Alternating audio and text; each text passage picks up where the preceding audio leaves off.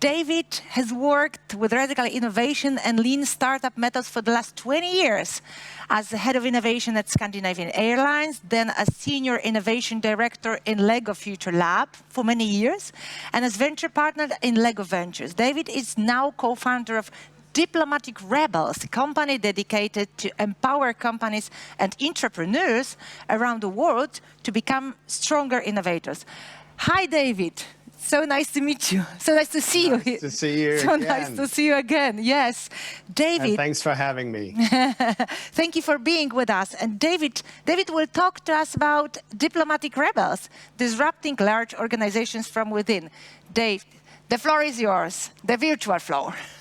Thank you so much. Thank you so much. And hi, everybody online here. I'm looking very much forward to share some of the insights that I have gained over the years in how to become successful with radical innovation and entrepreneurship in large corporations.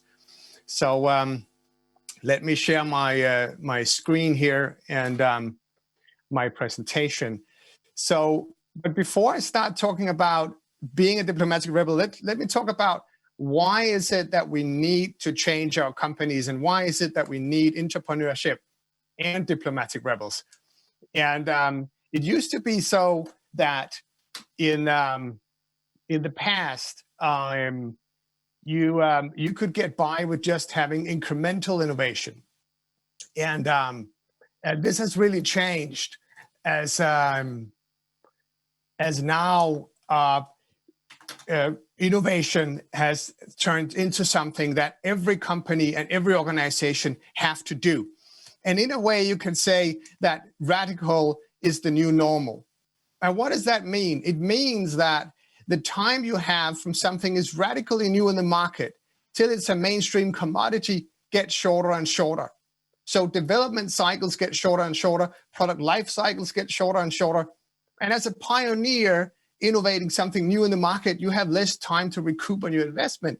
And as a second mover, and many big companies tend to have a second mover strategy, meaning they'll be waiting around for somebody else to do something. You basically have no time to catch up. So that's a challenge. And that means that almost all companies and organizations will have to build the capability to do radical innovation. And that means that in the future, to survive as an organization, you have to be able to explore and experiment with future offerings. And it also means that you have to be able to launch. It's not just enough to experiment and try new things out. You actually have to launch them in the market. And you could say, why is that a problem? Why are big companies not excellent at experimenting and exploring new territory and launching products and services in the market? Well, there's a challenge. And it is when companies grow big, they tend to stop experimenting. And so do we as adults, actually, if you think about it.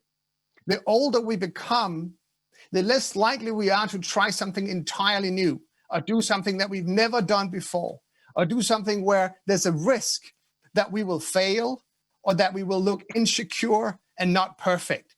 And it's the same thing with our companies. The bigger and older they get, the more comfortable they get with what they're really good at. And they sort of double down on their existing business model and operating model, making it very difficult for them to do something new. And on top of that, there's also the fear of failing, the fear of misstepping, the fear of not being perfect as a brand. And the bigger your brand is, the bigger this challenge can be because you have more to protect. And you want to be perfect. You don't want to fail. You don't want to misstep. But this is exactly what we have to do and what we have to learn. And in a way, we're all hardwired to experiment because as children, we did nothing but experiment. You know, that's the only way that we learn how to walk, how to talk, how to do anything is through trial and error. It's through experimentation. And when a child tries to stand up for the first time and tumbles over, the parents don't go to that child and say, well, that's a failure right there. I mean, I hope not. I hope instead they will go to that child and say, fantastic, try again. See if you can improve your technique. What did you learn? And this is the same mentality we need in our companies and organizations. How can we encourage our teams and our employees to constantly try and experiment with new things, learn from their mistakes, and build on that learning and understanding. Because in the future, it's going to be about not, hitting the nail in the first go. It's going to be about learning how to build new capabilities fast in order to adapt to a changing world. And if we forget this, if we forget that ability to experiment and learn and try new things, we become rigid and stuck, both in our personal lives, and we see that when people sort of get stuck when they grow old. And as companies, this can be devastating, and companies might cease to exist. So we need a culture of entrepreneurship, because entrepreneurs are those, like entrepreneurs, that are really good at starting new businesses, at exploring new territory and asking why, and constantly curious about what is it that we are seeing, what is this change out there, solving the problems that are not yet solved, understanding the new consumer needs. Those are the entrepreneurs. And you need to create a culture and a space where they can thrive and survive. But why is it that entrepreneurship often seems to fail in many organizations? And it does unfortunately seem to fail. And many innovation labs seems to fail, corporate venture arms seems to fail. Well, I've gathered the sort of top 5 points that typically is key for succeeding with entrepreneurship that often fails. And it starts with no clear long-term direction or strategy. Thinking that innovation is something where you're just randomly exploring new things in all directions, that's not true. You need a very clear long-term direction. You have the wrong structure of governance, making decisions quick and sufficient. The wrong tools or process, the wrong KPIs, the way that you measure your teams and their performance, or simply the wrong team skills and attitude. And I'm going to briefly cover the first 4 points now, and then I'm going to go deep in the 5th point, in really understanding what does it take for you as an entrepreneur to be successful in a large organization. But starting with setting a clear direction, it's really about tying every initiative, every experiment clearly up to the main purpose and strategy of the organization and the company. So it starts by being real clear on what's the mission and strategy that we are on as an organization that should lead us into this new territory, that should lead the company into the future. What are then the clear opportunity spaces within that area, within that strategy? What are the areas where we could really thrive and succeed? What are the must-win battles that we have in these spaces? And based on this, you build clear hypotheses, which basically means beliefs. We believe that this will happen in this space at this time, and now we need to validate that. And then you form a number of experiments that you then run in the company or outside the company to explore this new territory and either validate or reject your hypotheses.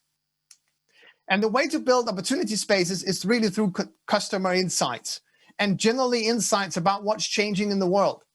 And imagine if you gathered all these insights and you put them all on a massive wall and you characterize them, what's changing within technology, within business models, within consumer needs, within geographies, etc.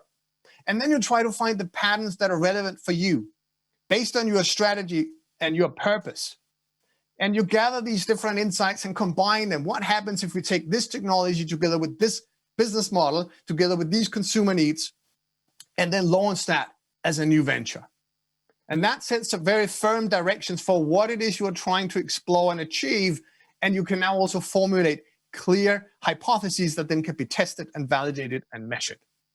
And for Lego, which I spent the last 10 years working at, 2 new opportunity spaces that they're exploring using this process is digital play and education.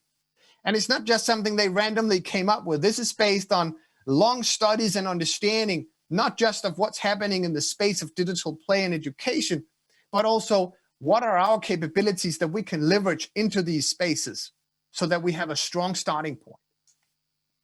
Second, you need to do is build an organization and process that can allow you to effectively execute these experiments. And what often happens again as a mistake is that companies try to force new radical innovation projects in through their existing operating model and business model. And this will only havoc both your existing model, but also these new ventures.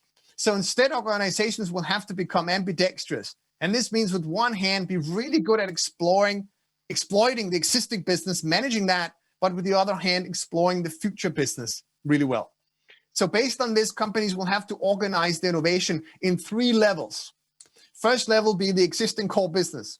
This is where you can constantly improve what you're already doing, becoming better and better at this. And this is what most companies have become good at over many years. Second level is where you do core exploration. So this is sort of innovation around the existing core. It's still the same operating model and business model, but you're doing something entirely new. You're like digitizing the existing core business, or you are leveraging new technologies into that existing core business. Third level is where you do radical exploration. So this is where you're basically diversifying your business and exploring entirely new territories, things you haven't done before, where you have very little capability, very little knowledge and understanding, and you probably cannot leverage your existing operating model and business model.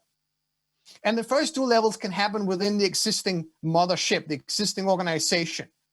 The third level, however, cannot. It has to happen outside. Otherwise, the immune system of that existing mothership will kill it off. It'll be a distraction and a disruption of the existing business. So if you can organize yourself in a way where you constantly understand what is the height of innovation here, what's the level of risk, and in which bucket does this project fit into, and then streamline the process and execution model in each level to suit best that type of project or venture. You also need to make sure that you have innovation teams across your value chain. It's not just enough to have one big sleepy R&D lab at the core. You need multiple smaller labs that can cover the entire value chain. So when your innovation lab comes up with a great new concept, you're actually able to launch it and execute it all the way through into the market. So think in terms of your innovation team cutting across the entire value chain. Now, innovation projects should be run like lean startups, meaning it's about understanding as quickly as possible if what you're doing is wrong, with the least amount of money, least amount of time, and least amount of resource. And how do you do that? You do it by building prototypes rather than prototypes. So a prototype is where you pretend to have a prototype, and it's not a real prototype. And this is an example from IDEO, where they had to make an app for kids for a client. And instead of starting to pull in, coders and start coding an app, they instead came up with 3 to 4 different concept ideas. And then they printed an iPhone on a foam board, and they carved out a hole where the screen is. The foam board is hanging from the ceiling. The guy standing behind, she's standing in front. She's recording on a laptop. And when she's poking, he's responding. And in a couple of hours, they had made recordings of 2 to 3 new conceptual directions for this new product. And in the subsequent hours, they had children in to review and give feedback on this experience and having a real emotional experience trying it. And in just one day, they already had some key insights in understanding what is some of the right conceptual directions for this project. And that's the type of speed you need, especially in the beginning of the phase. And you want to confront yourself as quick as possible with real customers, with real users, and not run for months, assuming a lot of things that perhaps isn't true. Secondly, you need to run in these design sprints and fast work cycles. So at Lego, we used 2-week work cycles, which means on the Monday of the first week, the team would formulate the hypothesis and say, we believe that if we do this and this, then this will happen. Then they create their prototype, they test it with kids. And in the Friday of the last week, they evaluate together with management, what did we learn? What was right in our hypothesis? What was wrong? How do we iterate? How do we twist? And the good thing about this is that any team can only run in the wrong direction for maximum 2 weeks. That becomes very efficient, and it really teaches the teams to constantly learn, to constantly base their decisions and assumptions on real insights and user feedback. Finally, you need to do market validation through real pilot launches. You need your product in the market as quick as possible. Again, thinking the team is a startup that need to get to market as quick as possible and get revenue. You want to create that product market fit as fast as possible. So how do you measure performance in teams like this? And again, you need the mindset of a venture capitalist portfolio manager, because they're looking at multiple bets across a space, and they know that 9 out of 10 of those bets will fail. So instead of measuring the performance only on the last financial result of the project, they measure on the team's ability to move from one milestone to the other as fast and efficient as possible. What is the experimentation velocity? How quickly are they able to move to the next step?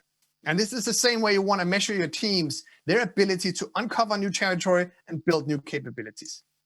So don't aim to get it right the first time, aim to iterate. And this is easier said than done. Most organizations, most people want to get it right. They don't want to fail. They don't want to misstep. But we have to build a culture where this is very much possible. But how do you cope with the resistance?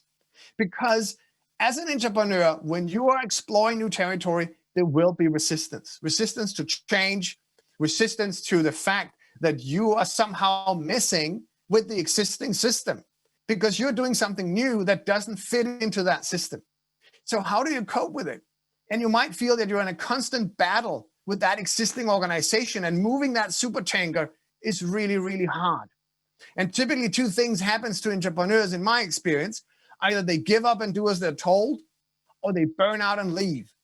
And actually lately what we've seen is that the new millennials and Gen Zs, they don't even want to start. They don't want to work in these organizations and get stuck in a silo somewhere where they have zero impact. So there's a challenge for future organizations in also recruiting and retaining future talent.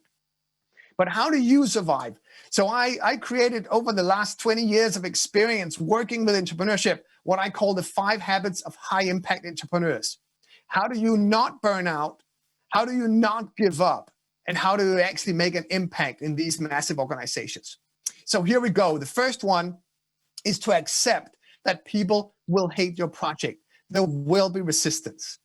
You have to accept it as a condition for the way that you work and not take it personally. They are not personally after you. It's just natural human instinct. It's fear of the unknown. It's fear of change. It's not understanding what's happening. It's being too busy executing the existing system to really understand what it is you're trying to do. So you need to disarm this resistance by really understanding where is it coming from. So let me share 3 examples of how this might be done from my experience at working at massive companies. And the first one was something that we did at Lego, realizing that for these teams, this is really hard work. There's so much resistance. So we looked at what other teams in the world are equally facing very hard odds and a lot of resistance on the mission. And so we looked at Navy SEAL teams because, you know, when they're on a mission, if they're successful, nobody will hear about it because it's secret. If they fail, they might be dead in a ditch. So that's really extreme conditions. And one of the things we learned from that team was that they spend a lot of time debriefing after missions. They spend a lot of time together in understanding what went wrong, what went well, how can we improve as a team? And they do this in a forum where it's very safe, where there's a high degree of psychological safety. So at Lego, we created what we call safe houses, which is basically a monthly meeting for the innovation teams where we don't talk the projects, we don't talk planning or next steps. We talk about what did we learn in this last phase? What are we experiencing? What seems to be working? What does not? How could we build on that? And creating psychological safety to also more or less cry out on each other's shoulders, but learn in the type of group therapy. This turned out to be very effective in creating psychological safety. Secondly, you might want to add some working principles to the teams. Again, because they might think constantly, well, what we're doing is wrong, apparently, because everybody seems to be against what we're doing and it's very difficult. Build some principles that they will live by that legitimizes their way of working. Thirdly, you want to de-risk your projects. And here's an example from Lego where we had to launch Lego Ideas, which is basically a crowdsourcing platform for fan-made products. And when we asked for permission to launch this, we got an absolute no. So instead we decided, okay, let's de-risk the project and make a very small pilot where we can learn how to operate this business model before we launch a big platform. So we didn't build the platform ourselves. We used someone else's that is already out there. We isolated it to just one market and tested it for a number of years there to really understand all the mechanics before we went global. So how can you de-risk projects to, again, disarm the resistance? Second rule is only to break the rules you understand. And you will have to be breaking a lot of rules, both formal and informal, to make the change happen, you know? But it's important to understand, why are these rules there in the first place? Who built them? Who are emotionally invested into them? And which of the rules can you actually leverage to build a bridge between what was and what needs to become? And again, 3 examples from my experience. The first one is to really be good at articulating how this is linked to the strategy. How is this small experiment that we are running in this far out edge of the company relevant to the core strategy of the organization? Make sure that you tie these things together always. Secondly is to leverage the existing system. So here's an example from a project that I was part of launching, the first sort of truly physical digital product that Lego launched. And normally it will take about 2 years for Lego to launch a new product. We did it in 6 months. So we bypassed all the rules, all the gates, all the systems, but we did a mistake because there was a number of checklists to make sure that you're doing everything correct when you're launching a product physically in the market. And we overlooked that. And we made some quite tricky mistakes about the packaging. And looking back, I wish that we had leveraged the system and actually used those checklists. So be sure that you look at what experiences exist in the core business that you can leverage when you're exploring the future business. And also be bold. You know, you have to break rules. If you constantly ask for permission and wait for the permission to be given, you might wait forever. Sometimes you just have to break a rule and ask for permission. So another example we did was with a product we launched, which for the first time we wanted to launch with Apple stores. And Lego had not been in Apple stores before. So we asked for permission first to say, can we please launch this in Apple store? But none in the sales team had team to break a new customer.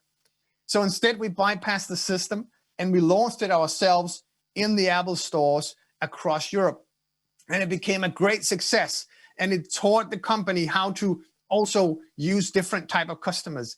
And we were forgiven afterwards. And it proved that sometimes you do need to push the needle on things. Third rule or habit is to build a tribe, because you need to build fellowship behind what you're doing.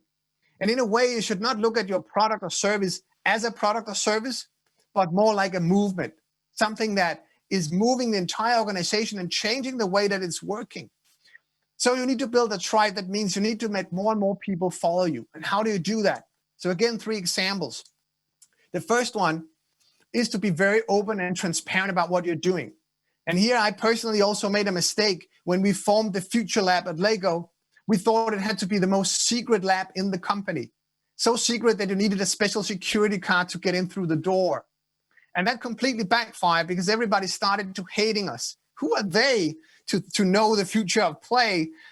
So we flipped around the strategy. We made it the most open lab in the organization, having demo days every 2 weeks where people could come in and try the new products and services. So be open and transparent.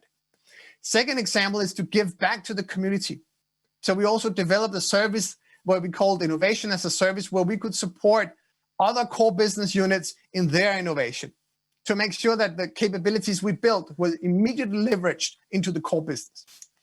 Finally, there's something called the Community Canvas that I can only recommend that you use in building a community of innovation ambassadors across the existing organization.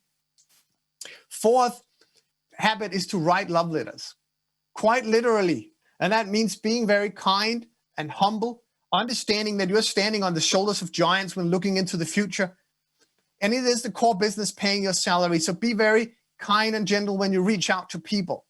And you need to reach out and be proactive in how to disarm the resistance. So again, 3 examples. One is when you have resistance, make sure that you meet the opposition immediately so you can disarm what's going on. Take that personal meeting, explain why you're doing things. Don't let it grow and big. Don't escalate it in the organization. Take it up front. Secondly, you want to keep your enemies close. One of the things that we did in FutureLab was to understand, there were 3 departments that often was giving us resistance. It was procurement, it was legal, and it was finance. So we created hot desks for these 3 departments in our lab so that they could come and sit and work part-time from our office. And in the beginning, it was only the junior people from these departments that thought it was cool to come. But later on, also the senior people came. And over time, these became some of our best friends and closest allies. So how can you invite these people in? And thirdly, you want to be sure you tell this story. Be the evangelist that constantly travels around in different departments and tell the story of why do we exist as an organization and a unit? Why are we exploring these new territories? Why are we running these experiments? What is it all for?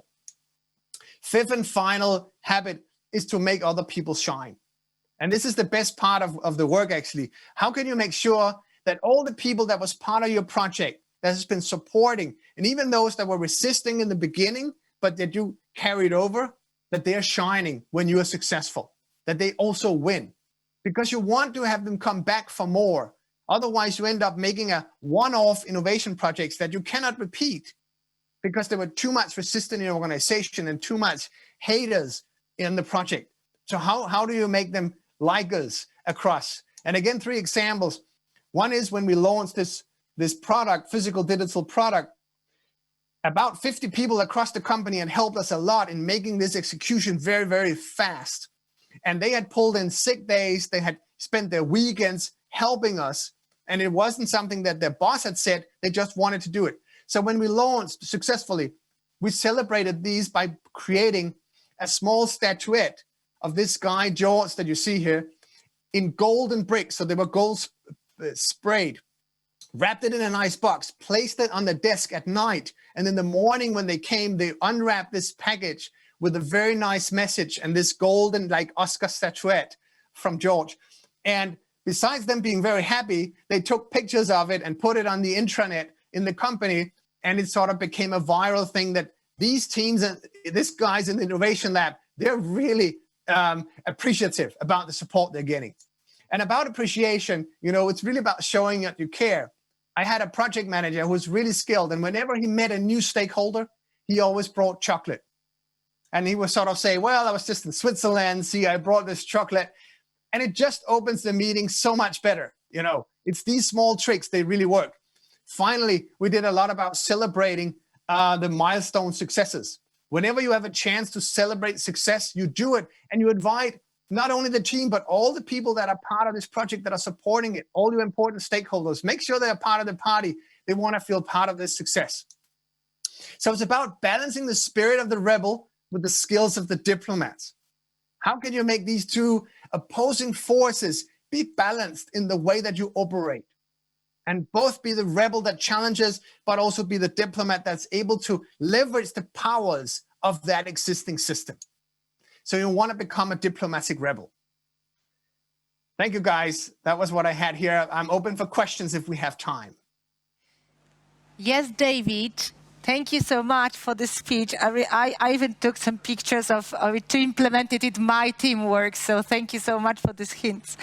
Yes, we have a couple of questions, but I don't know how much time do we have, like for 2 minutes. So I think we have time for one, which is a very good one. We are slowly heading towards post-COVID never normal future. We'll have to be prepared for the unknown and challenge the status quo. So can you share with us, what are your tips and hints for all of us and our businesses? Sure. So more or less what I said during the presentation, right? But I think, COVID-19 only have accelerated some of the things that were already happening. And I think being able to work more remotely, being able to collaborate virtually is a new powerful tool that I think we all gain from this, that can only help us, see the world more clearly. Because now we don't need to physically travel necessarily to all locations in the world to understand, to pick up insights. We can actually virtually visit a lot of places. And I think that's going to accelerate our ability to understand new territory quicker. Thank you. So we still have 1 minute, so let me go with another question. Customers became even more important for companies today. We live in a customer-centric world. With the proper usage of technology, it's even easier to understand their needs. How customers' insights and user participation can change entire business model and value creation process, in your opinion? Sure, yeah. So this is also normally something I host a workshop around. And this is a very interesting topic. And I also covered a little in the presentation here. It's very important that you build these opportunity spaces and directions for your innovation on customer insights, and that you're constantly challenging yourself and your teams through validation by meeting customers, by showing what you've done so far to the customers, so that you can constantly be inputted with the directions that you need. And user participation would be the next level on that. You know, how can you not only ask them for insights and input, but actually involve them directly in the way that you innovate, having them come with ideas, having them be part of actually building and developing some of elements of your products and services. And this is what I cover in my workshop also in a couple of days here. Oh, thank you so much, David. Thank you, David. Thank you for your speech and for being with us. Thank you so much for having me. I enjoyed it fully. All the best. Thank All the you best. as well. Yeah. Cheers. Bye-bye.